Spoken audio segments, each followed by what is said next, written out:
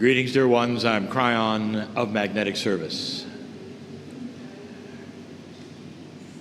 You find yourself in a little room inside the Great Pyramid. And this is by choice. And in this place there is great majesty. The ancients have put together something that is world famous. And this is why you are here, but there is more. Dear ones, you would say this is a tomb, one of the greatest tombs of all. But it's more. The intent that went into this project for this man was about light. Part man, part God, all about light. You might say this room is his home. And I say is his home. We have said all through this tour that Egypt comes alive. And some visit it for the stone and for the history. And some visit it because it comes alive, speaks to their consciousness. How does this feel to you now? Do you feel the respect I ask you to feel? It is a respect for those who built it, for the family of the one who it was built for those who came after him and built others. This is what I ask you to feel in this place. Don't you find it interesting that there's nothing on the wall? In fact, the walls are very smooth. I know, dear ones, you have been asked not to do ceremony in this place, and we respect that from the keepers and the stewards of the tomb. But don't you find it interesting there's no writing? We are told from the Egyptologists that there is more in here than just communication in hieroglyphics. There's no hieroglyphics. Dear ones, it's about sound. We told you earlier that the Egyptian sarcophagus in several of the times in Egypt was finely tuned to 440 cycles per second. This is not an accident, is it? This room has been tuned for frequencies, and when you sing some of them, the room rings in a resonance of that. That is no accident. And so the Egyptians, even the ancient ones, understood vibration, and they understood sound, and more. And that's what I'm going to discuss. I'm not going to discuss the esoterics like some want me to, because that is a road that is well traveled. It is also a distracting road, one that those would concentrate on and not concentrate on their own personal temple. But I am going to tell you something that helped them build this. Dear ones, early on we have given you information about the mathematics of the ancients. The evidence that in the Indus Valley, a civilization perhaps even before this one, there was evidence of high mathematics. In fact, not just high mathematics, but different mathematics. And we identified what it was. We told you at that time, it's the mathematics of the universe. It's the arithmetic of the universe. Everywhere you look in nature, in space, in Gaia, Most everything you see resonates to 12s. Perhaps you've remembered me talking about this before. You see this in Egypt. You saw it clearly in the Temple of the Hathor with the 12 zodiacs on the ceiling, the zodiac with the 12 houses. That's just 112. What about Gaia itself? The directions, 360 degrees. There are all manner of things in nature divisible by 3, 4, 6, and 12. 12 is the mathematics of the universe. I spoke of sound in this room.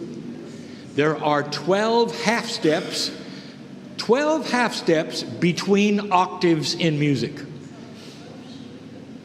You might say, well, what a coincidence. This is more than math, is it not? Now we're getting involved in the vibrations in the air, natural ones. So the 12s we are talking about is a mathematics that the Egyptians knew and used. Dear ones, if you go into DNA, you're going to find the 3s and the 4s and the 6s. It is base 12. Nature is 12. All around you is 12. And you have put together everything in 10s. I'm going to give you some information. Base 10 is fundamentally flawed. And I'm going to tell you why. When you have base 12 mathematics and begin to understand the philosophy of it, it starts to enhance into other realizations. It leads to discovery. Mathematicians will tell you this is the beauty of math. For as you get into it more complicated, it then leads to other discoveries. What we want to tell you is that the Egyptians used this math. If it's the math of the universe, it is quantum math. Are you starting to follow me? It is very, very easy to go into quantum kinds of thinking when you start there with base 12. Let's talk about pi. Do you think that the Egyptians understood geometry? Shall we have a laugh? And that ratio, which is pi, is an irrational number, a number that has no end, no solution. Do you really think that that particular number, being a ratio of almost everything you see in the cosmos, should be an irrational number? And this brings this whole thing of perception into focus. It's not another kind of mathematics. You cannot translate base 12 into base 10, period. Because 12 is in color and 10 is in black and white. And so base 12 is conceptual mathematics, conceptual arithmetic, and leads into discoveries, inventions, ahas. Let me ask you, do you think Tesla worked out with a pencil and paper his discovery? And the answer was no. It simply came from a place in his head, and that is the next step. What I'm telling you about the Egyptians' base 12, I want you now to apply to you. And here is the concept.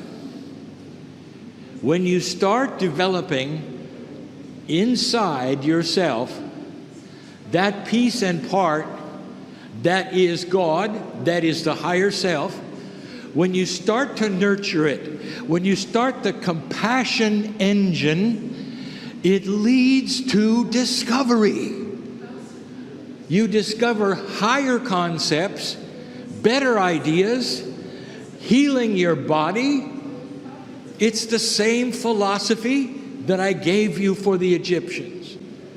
The reason they had base 12 is because they began a society and a culture with light. Everything was about light, and it's metaphysical light. They understood the one God. Long before it was given to them yet again, they understood it. They understood the pathway to heaven. They made it easy and for everyone. This home is his afterlife preparation. You're sitting in this place that he prepared for himself so that he could enjoy that which was beyond the veil and perhaps even come back. This is high metaphysics. It is high mathematics. Don't be fooled by the color or the age of these things. As you begin for yourself to develop that which is inside, you will start getting discovery. One thing will enhance another, and you will not get it if you're only cerebral.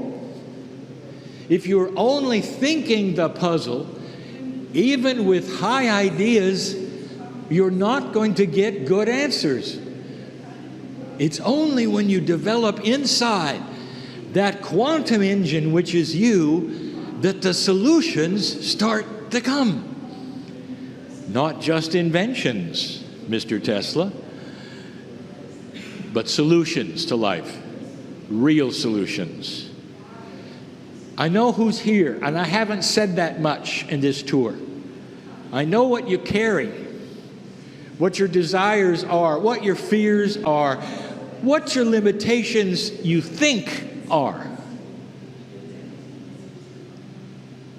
Look at this place. Are there any limitations to building this?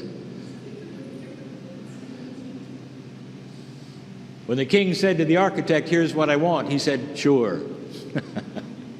No limitations. He knew what was doable with enough time. Dear ones, what are the limitations in you right now? You're looking at the model. You're looking at a metaphor for you.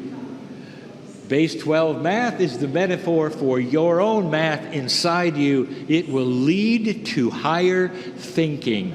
Take care of yourself first, and all things will be added to that. Don't look for metaphysical answers outside of yourself. This is the message, and always has been, of Kryon. Take a moment after I finish to ponder what I've said. Take a moment to think of where you are in such a majesty. There's such majesty. Don't be fooled by what it looks like or how much trouble it was to get to. Think about it. And so it is.